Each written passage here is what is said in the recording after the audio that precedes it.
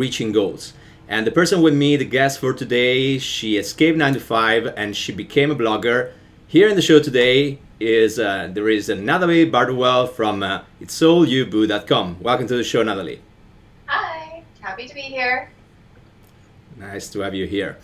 Okay, let's start talking about you. Let's talk about your story and how you left your job and you started to become a boss blogger. That's what you are. So tell Yeah. us about yourself. Okay, so first thing you should know, it was not my intention. It wasn't planned. It was completely by accident. So, I didn't have a plan to escape. Almost in the back of my mind, you kind of do this countdown, oh, if I only work for 5 more years, then maybe I'll be able to do all the things I want to do. So, I was in a career job, the job that you're supposed to have, the job that, you went to school so hard for, but then I hated it. And I ended up getting this other random job, which I got fired from for no reason and never got an explanation. And then, I think in that moment, I was driving home on the highway and I'm like, I could be sad and pissed right now, but you know what? I'm happy. That's the best thing that's ever happened to me. And I made that choice then that I could either spend my life, investing in someone else's idea and someone else's dream, I did the math, how much time I would spend commuting. So I live in Toronto, really bad traffic, right? So it ends up being around 4 years of your life you spent driving. And I'm like, you know what? I'm going to take those 4 years and I'm going to try and do something with them now. That's smart. And yeah, I just started researching and I found out there's this underground society of people who are just at home and making money. And I was like, huh. So yeah, I started the blog really to just rant about how much I hated the 9 to 5 world. And somehow I'm still doing it 200 blog posts later. And yeah, so it wasn't a plan, but here I am. Nice. How did you decide that you wanted to? How did you decide to write about how much you ate at 9 to 5? Was it just a random thing, or you had a plan behind that? Yeah, it was just so I have I have a master's degree, so basically I spent a lot of time writing papers. So that first blog post was just all of the frustrations and Right. everything. It's a rant. It was not entirely intentional. So I had started having conversations with friends and I was asking them two questions. One, are you happy? And two, do you feel successful? And shockingly, a lot of these people are not, they would answer no to both of those questions. And when I was having Right. these conversations, I kept saying, you know what, it's not your job, it's not, what your parents think, it's not society, it's all you, boo. And then I was like, huh. I Googled it. No one's ever said this before. And I'm like, that's it. Nice. So I bought the domain and I just started ranting. And things got more intentional as time went on. I realized people really connected with this slay your goals. And when I started saying that 3 years ago, it wasn't really a thing that everyone said. And so that kind of became the topic that I focused on, helping people to get from, idea and to take the jump and to just get started and to not overthink it till you're 90, Right.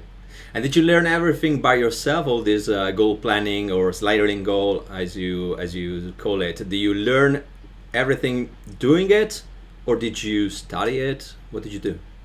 Yeah, so I think it's just, reflections on my own experiences, the times that Right. I get stuck, get overwhelmed, don't take action, all those, feelings and emotions.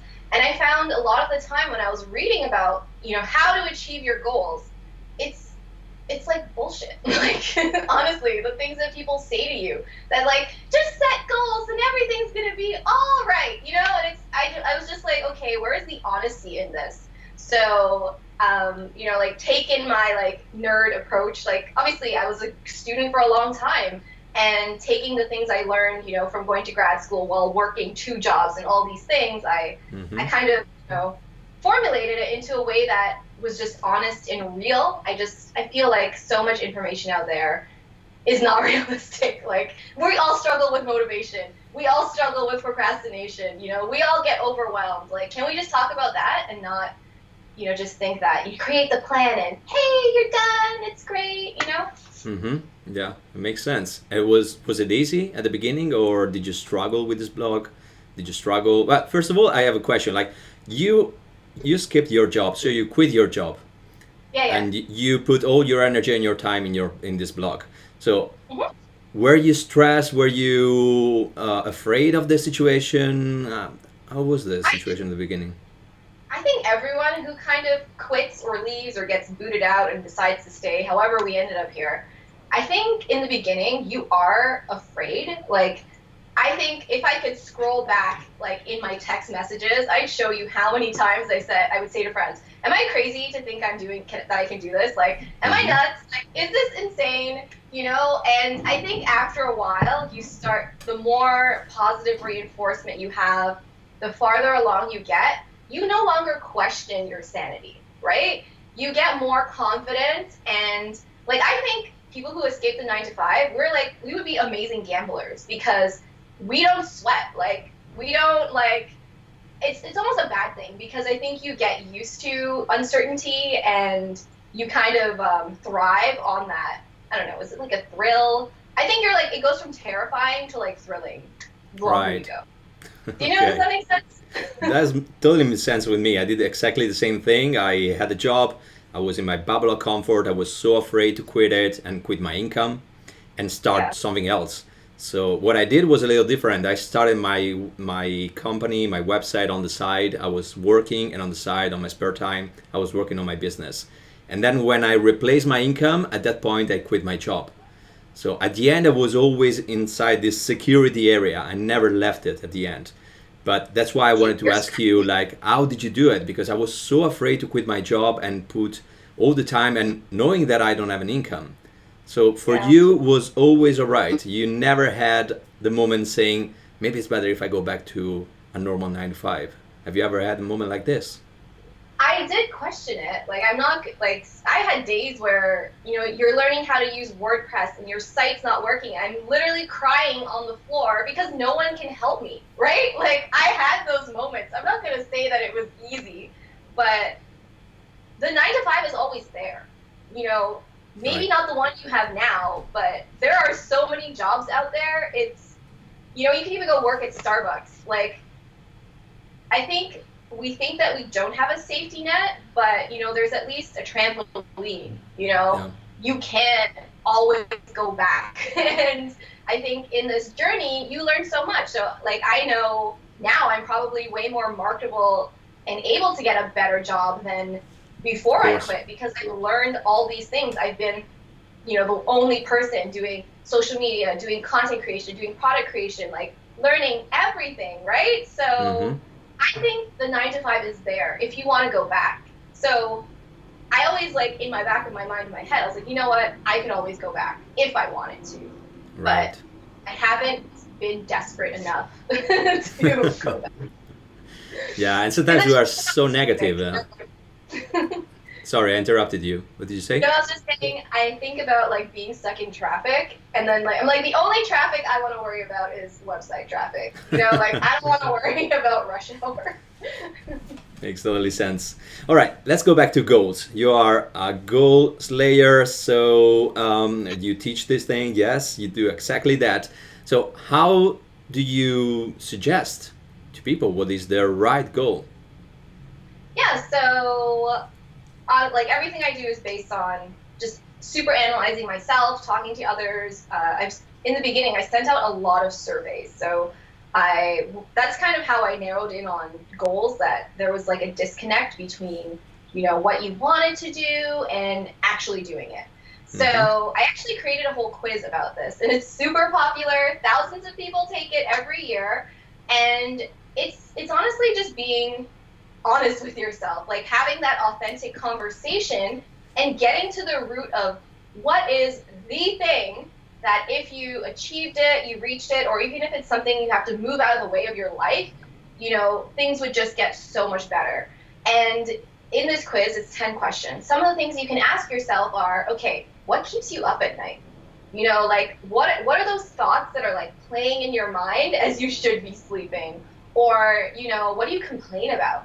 Like, what's the pain? Like, and also, like, what's the passion? Like, what do you want to do, wish you could do, wish you were brave enough to do? So I think, it's just asking those questions and just being honest with yourself and seeing, okay, the goals that I've set for myself, because we've all set goals, Mm-hmm. whether or not we think we're goal setters, were those goals our own, or were they our parents, were there our spouses, our society? Like, I feel like we're kind of trained to think what we should be doing, and it's just getting to that point where you're like, okay, this is actually what I want to do. And it's a process. You're gonna start, oh, that's not right, and then you'll start again, and but you have no idea. Like, I did not know I'd be sitting here 3 years later with a blog if I had not been brave enough to get started.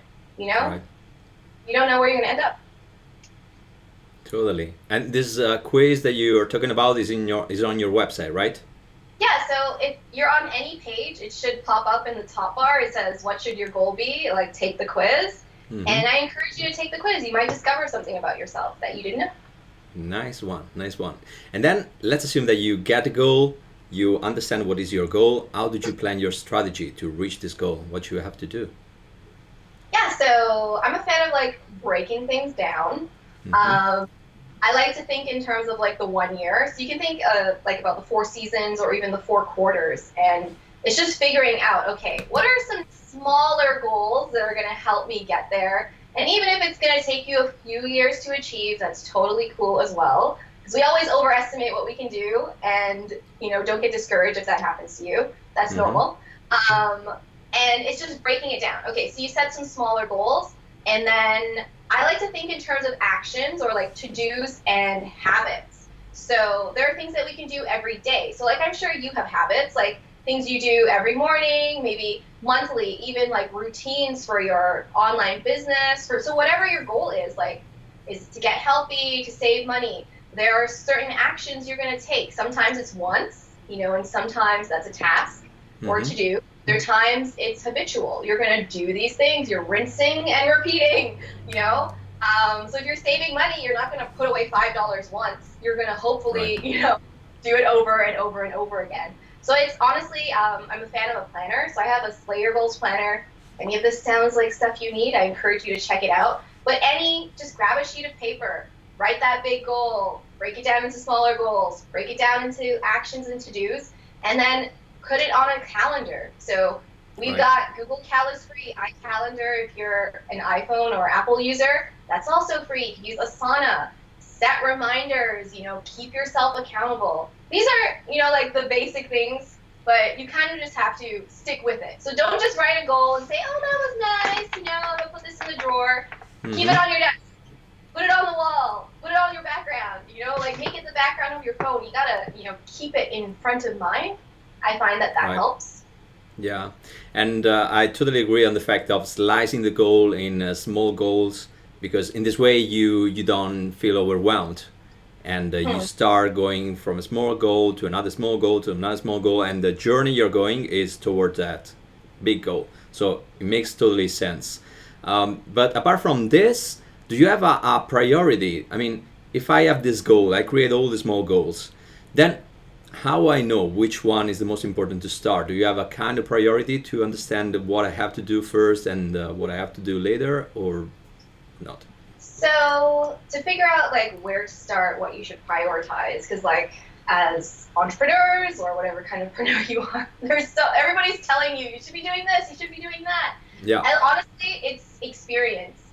You're gonna have to get started, try and see what works best, and Mm-hmm. always kind of keep in your, like, I do this for myself, and sometimes it's like terrifying to think, oh gosh, that's not working. I'm not gonna do this anymore. It's hard to get attached to things, but you need to be honest. What's working? What's not working? Whatever is Right. not working, you need to stop doing it, and you need to do more of what is working. So I think there's almost like you have to be conscious of, how you're spending your time, how you're spending your energy, and what's actually giving you back the best return, right? So say you're trying to lose weight, you can try the keto diet, you can eat paleo, you can eat gluten-free, but what's actually, moving the pounds? So Mm-hmm. same thing for an entrepreneur. What's actually making you money? And sometimes it isn't the thing you want to do. Sometimes It's not what everyone's telling you should do, but you kind of have to just own it and lean into what works. Right. So you have to understand first what is the return that you want right now, and then you have to do all the things that will get that kind of goal, that little goal. You have to do it right now. Like, for example, just to make an example that I'm familiar with is my example. If I am an online entrepreneur, I create a website, I want to start teaching people something. Should I focus on the money, or should I focus on creating the website, creating the social media? I mean, creating this audience, and then at the end, I will teach them something. What would you do in that case? Okay, so that's a great question, because I have two websites now, and I did it both ways. So It's All You Boo is very much content focused. So I focused on trying to do everything and then leading that to sales. Right. On my other site, NatalieBardowell.com, I kind of created the products, and now I'm then driving the traffic. Which do you think made me more money in a short amount of time? Well, you reply the question, because I know what happened to me. I mean, to me, it gave me more money when, yeah, the first one. Really? Yeah. So actually, the second way. Really? Yeah, so I think, but that's experience, right? So sometimes you kind of have to go the long way the first time. It's just deciding, okay, is this actually like getting me results, or can you hold out? Like, what are your priorities? Like, are you broke? Are you like, is it like desperate times? You need to make money now? And then, so if that's your situation, you're going to make different decisions, as opposed to someone who's saved up money and has the time to learn these other things and invest in the social media. So it's honestly person to person, right? Like, you can't say there's one answer for everyone. It's like, what are your like extreme must solve problem now? Like, do you have the space to take the scenic route, or are you like sprinting to get there? I think you just got to know what you need. All right. Yeah, no, it's interesting because, as you said, it depends on people, it depends on niche, it depends on a lot of things. I saw at the same time, I saw people that got money from the get-go without a website, without anything, without the social media, and they got money, and then they started creating everything, and it worked for them. In my case, I tried both approaches as well, and the one that worked for me was to create everything, at least show people that I can do what I'm teaching. And then after I have at least something, at that point I can find clients. So I don't know, it depends. What were your two niches? So the first time was the same topic? No. There were two completely different niches. So one was relationships, the first one.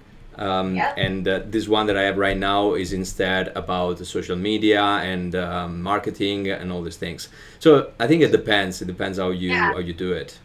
I think, because I had the same experience, like, one is goals, one is teaching Pinterest.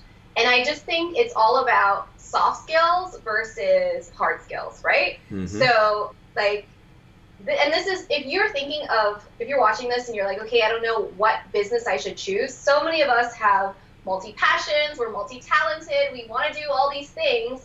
And you kind of have to have this conversation, what's going to be the quickest, easiest route to success? Because you can always do another thing later.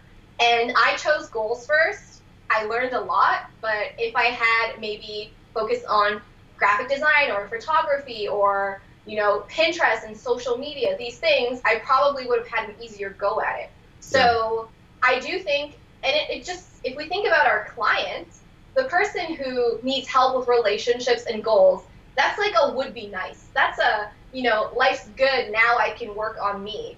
But like the person who needs help with social media or driving traffic to their blog or business with Pinterest, that's I need to make money now, take my money. As versus, oh yeah, sure, I kind of need that. It's like they're different types of people. Yeah, that's different. True. They also have priorities. Your customer, right? So you want to be the top priority in terms of where they spend their money. Totally agree. And going back to the strategy, to goals, more goals, and then bigger goal. How do you avoid procrastination? Because this is a big deal when you're working on something, especially you're working by yourself. I don't know how you started, if you were by yourself or there were other people helping you. But usually when you start, you are by yourself. You don't have other people around you. They are working on other things, helping you with other tasks. How do you avoid procrastination? How do you stay motivated working on what you have to work on? So I actually think procrastination is a good thing. I think that we procrastinate because something isn't important enough to us. And I know myself. So if there's something like on the to-do list that keeps getting pushed down, like I should have done it like 3 months ago and it's like still there staring at me, there's a reason. Either one, I don't care enough. Two, I'm not interested. B, it's not actually important. So I think you kind of need to know yourself. And if we're talking about the procrastination that's like a lack of motivation, then I would say like, hey, do you actually care about this? Is this important enough to you? And if it isn't, then find something that is, or remind yourself, why is this goal so important? Why is it going to change everything for you? A motivated person is not going to let procrastination stop them. But then there's also another type of procrastination, which is kind of like productive procrastination, where you're like working on something else, not the most important thing, but you're like still getting things done. Do you ever find you do that? There's like the thing you should be doing, but you're still working on like other things, that comes up too. So yeah, ask yourself, why am I feeling this way? Are you hungry? Are you tired? And sometimes we call, downtime laziness or procrastination, but it's not. You need to rest. You need to refill that cup. We can't just be go all the time. So don't feel guilty. Like if it is the latter, if you are just tired and you need, to take a minute, indulge, be in it, like don't feel bad, and then, get right back to it when you feel better. I really like this answer. Really, really, really nice. Okay, I'm gonna give you other two limiting beliefs for people not taking this approach of working on their business. So I want an answer for each one. Let's start with the first limiting belief. First limiting belief that I hear all the time is I want to start my business, but I don't have the time. I'm working, I have kids, I have a lot of problems in my life, I have a lot of things that are taking away time from me, I don't have time. What do you suggest in this case? Yeah, so this is like a hard one because I think it's a limiting belief that we all have. But hey, here's the thing. We all have the same amount of time, right? Do you know what Beyonce does in a day? Honestly, this woman is like, she has like 3 kids. She's, like on top of the world, literally touring, doing all these other things. So I would just say, is it really that you don't have enough time, or is there something else going on? Are you afraid? Like, is there some fear that you can't actually do it? Because if we're looking for excuses, we're going to find excuses. And I would just encourage you to make the time, because we all find time. Here, let's talk about the things that everyone finds time for. Social media, Netflix, scrolling on Instagram. There are so many things we do that are time wasters. And there could even be like such a little thing as, say you're that work at home mom or the mom who's super busy, that parent, there are ways to save time. And it's maybe even like before you can get to your business, you need to master your current, workload. Everybody has hacks and tricks and tips for doing things better. And maybe it's coming up with a system that is going to free up some time. But if your mindset is that there is no time, then you're not going to be able to actually, create that space to work on this business. Like I said, if you're looking for excuses, you're going to find it. And that's not to say that your feelings that there is not enough time isn't valid, but you just need to take the responsibility to say, hey, this is important to me. I'm going to make time. And even if that's losing a bit more sleep or, cutting back, saying no to some things. We're so, like, most people are yes people. Start saying no. Like, start saying so you can say yes to you, if that makes sense. So that's my advice on time, we always say, when I have time, the people who say, when I have time, or after this happens, when the kids are in school, when they graduate, when they're in college, the next thing you know, you're like a grandmother or a grandparent, we always push things like to this imaginary, when this, but it'll never come if you're always pushing Yeah. things off. That's true. And you said before that it's better to start than not starting at all. So even if you don't have time and you can find a little time, it's better to start, and maybe it will take more time than other people. Sometimes we usually we compare ourselves with other people online who reach success in 2 months, 3 months, 1 year. Maybe for you it's going to take a little longer, but the important thing is that you start. And then don't Yeah. think about how long it's going to take you to reach that goal. Just start. Take the time you just have, even if it's a small time, and as you said, find some time, because we have time to go on social media, watching Netflix and everything. So just do some sacrifices, get some time, and just start, and then maybe you will reach the And goal. you brought up something important. Don't listen to the people who are like, I made 20 grand my first month of blogging. And I'm like, yeah, maybe this is like your fifth blog. And like, that's why you're doing this. Yeah, that's So true. I made a decision early on that I don't need to be the best. I don't need to be the fastest. I don't need to get there first, but I'm going to get there. Hmm. So I encourage you, take that mindset as well. Do it in your time. It's not a race, be in a That's true. competition with yourself, but nobody else. If that makes sense. That's true. Okay, second limited belief. Hmm. What if I don't have money to start? You don't have money. Oh my Yeah. gosh. This is easy. There's a famous quote. It's like, you can always make more money, but you can't make more time. So money there's like an energy to money. I think when we start thinking negatively, like, I'm broke, I don't have enough money, our mind kind of shuts down and refuses to find solutions and Right. ways to make money. And you don't even need to make money, you just need to save money. Odds are you're spending too much on something. Like, Hmm. there are so many, like, I just switched internet providers, and I just saved myself $600 a year. So like, think about, take stock, where are you spending your money right now, and where can you save? Like, stop making your coffee. There's like 10 million blog posts out there about 100 ways to save money. We don't always have to think about making more money. It's just spending less and then prioritizing that. I Right. saw this one image once. It was like, this person's like, I'm broke, but new iPhone comes out, you're buying it. Hmm. Where True. are your priorities, right? You can purchase a phone you don't need, or you can invest in a course that's going to set you up for success. So I do think it's a mindset, and we're talking about priorities. So figure out what's more important to you. Paying for something that, buying a new purse or buying a new pair of shoes that you don't need, or buying lunch every day when you can make lunch for a third of the price.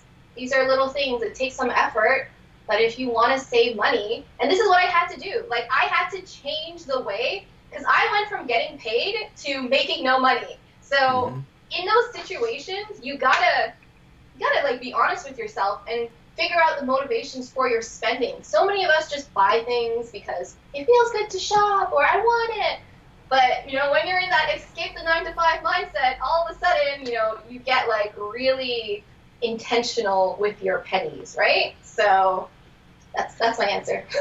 Yeah, good. And I'm gonna add something else that I'm sure you relate to this. You said that you should prioritize your expenses, and it makes totally sense. And it's the same with the expenses you will have with the tools that you're using to create a business.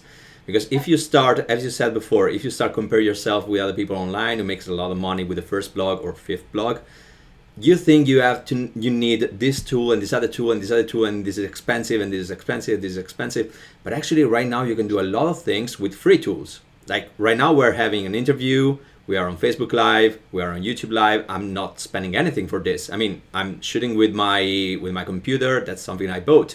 But you can do it with a phone if you have just a phone. You don't need the fancy microphone. You can just use what is free right now. You can use social media. You can create a blog on Medium, for example. You can do a lot of things. You can create a YouTube channel without spending anything, just shooting from your phone. So you have to prioritize that as well, even the tools that you're going to use, because you don't need to use all those tools that are super expensive, like ClickFunnels or Teachable or this other thing. It's really true. You don't. There's so many free options. Like, always just Google how to do blah blah blah for free, or free alternative to insert expensive thing you can't afford here, right? Like I agree. You don't need to spend on everything, or you don't need to be on everything. So, one of my early lessons on what works, what doesn't work was getting into Google Analytics. Where's my traffic coming from? I was on Instagram, I was on Twitter, I was on Facebook, and 70 to like 90% of my traffic was Pinterest. So I cut spending, both in terms of paying for schedulers and blah, blah, blah, and all the time on all those other things, and I tripled down on Pinterest. And I'm sure, whoever you are or wherever your situation, you can see the same, lessons or priorities in terms of what you should be, putting your money or your time. Totally. Okay, great, Natalie. Was incredible interview. A lot of good advice. Now to recap everything, I want to ask you a final question to people that are in the situation you were in the past. So let's assume there is someone who wants to live 9 to 5, someone who wants to create an online business. What are the advice you can give to this person? Okay, so just looking at my notes here. All right, so one thing we haven't really talked about, and I think it's super important, is you need to find community. You need, or even just find one real human being, whether, it doesn't matter where they live, you can chat on the phone or chat on Skype, whatever, who gets it. Okay? You're going to have family members and friends that are going to be like, you do what? You quit what? Like, what are you doing? Like, they don't get it. They won't understand, and don't expect them to get it or to understand. But you just need to find someone who gets it. And I encourage you to have, like, weekly calls with this person. So there are Facebook groups out there, or even just send some emails to people in your niche, whatever your industry is, and have these conversations. Like, my accountability partner, she keeps me sane, although we don't even really talk about goals anymore because it's been 3 years of chatting and we're just keeping each other sane. So I really do encourage you to do that, and also find people who are slightly ahead of you, who can give you advice and teach you things that, I overvalue a conversation with someone to $1,000 course, because I can learn more from just talking. Like, if you and I just chatted, I'm sure we would teach each other so many things that would take way more money and way more time to learn. So find community. That's my number one tip. Right. The second thing is to invest before you quit. Like, if you can, don't do what I did. Like, I was an idiot. Bridge the transition. If there is a course you need to buy it when you have a paycheck. Your laptop is breaking down, buy it when you have a paycheck. If there's something you need to learn it, while you have that paycheck, because you want to make sure that free time, you're off to the races. There's no, oh, what is this? What's this? I don't understand. So SEO, like, what is that? So that's my second tip. Just do all of that when you're not under pressure. Right. Right? And I'd probably say make money before you leave. Like, you want to kind of validate whatever it is you want to do. So I think, I've sold many things throughout the years. I was a photographer, I built websites, I've done all these things.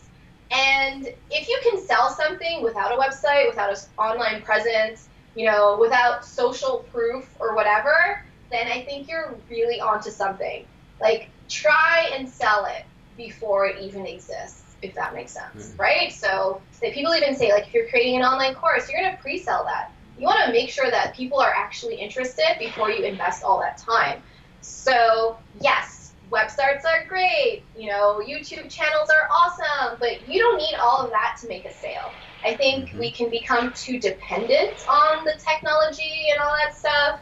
Yeah. And so just try to make some money before you do the jump. Either get started, build the site if that's your journey, or alternatively, just like try and make some sales, sell it before it even exists. And that is like, and if you can do that, and not just once, but a few times, I guarantee you're onto something great. Nice. I really like all three. Great. Okay, Natalie, what if people want to find you online? Where can they find you? Give us. You have your website here on the screen, so they already know about your website. But You said you talked about your survey that is on your website. If you have anything else, let us know. Yeah, you can just Google me. It's so I go by Nadalie Bardo. Just look me up. There's also, so if you're like, I want to learn Pinterest, so check that out, NatalieBardo.com. I've got a free masterclass on Pinterest, courses, pin templates, it's all there. Literally just Google me, you'll find me. Reach out, say hey, you know. Great, that's great. Okay, thank you very much for being on the call, for being on this live, and I hope to do another live with you in the future. Sounds great.